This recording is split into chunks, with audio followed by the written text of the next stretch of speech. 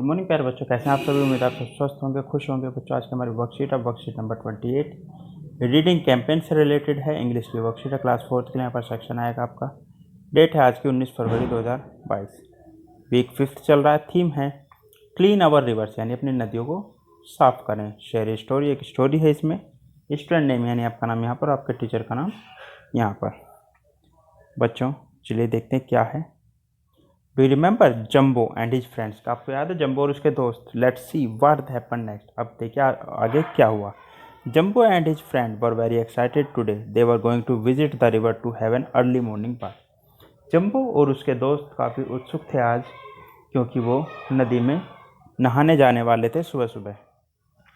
On reaching the river they were all shocked.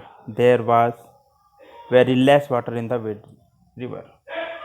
लेकिन जब वो वहाँ पहुँचे तो उसे देखकर वो बहुत ही शॉक्ड हो गए, क्योंकि नदी में पानी बहुत कम था।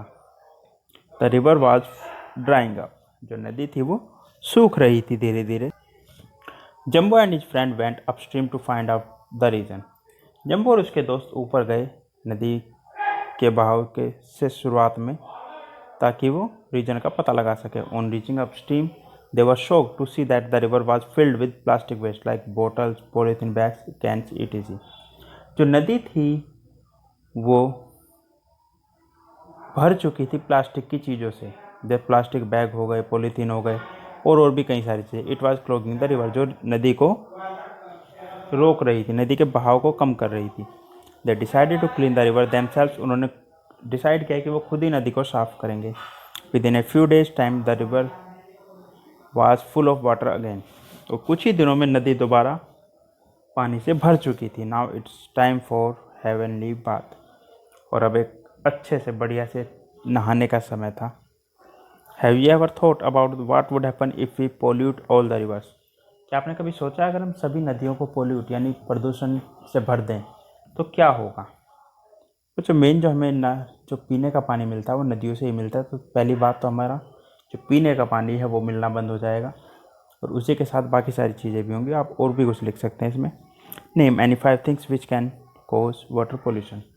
कोई भी 5 चीज़ें लिखिए जो वाटर पोल्यूशन फैलाती है। एक तो यही हो गया बच्चों कि नदियों में कूड़ा फेंकना है ना, और जी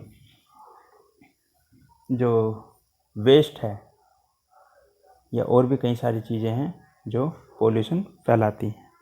जो जैसे कारखाने वगैरह होते हैं, है ना, मिल्स होती हैं, इनका जो केमिकल होता है ये नदियों में बह जाता है, ये भी वाटर पोल्यूशन फैलाता है।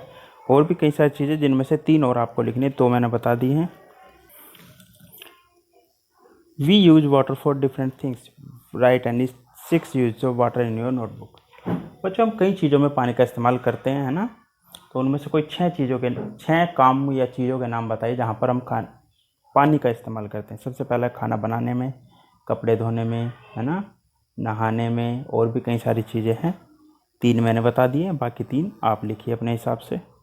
अभिभावकों के लिए यानी पेरेंट्स के लिए सजेशन है, बच्चों को जल के महत्व के बारे में समझाते हुए जल प्रदूषण यानी वाटर पोल्यूशन की समस्या और उससे बचाव के उपयोग पर चर्चा कीजिए। और अंत में कोरोना से बचने के लिए, सुरक्षित रहने के लिए 2 गज 6 फीट की दूरी बनाए रखिए जब भी सार्वजनिक जगह पर जाते हैं। आज की वर्कशीट में बच्चों इतना ही। मिलते हैं कल नई वीडियो नई वर्कशीट के साथ। तब तक अपना ध्यान रखिएगा। धन्यवाद। Thank you.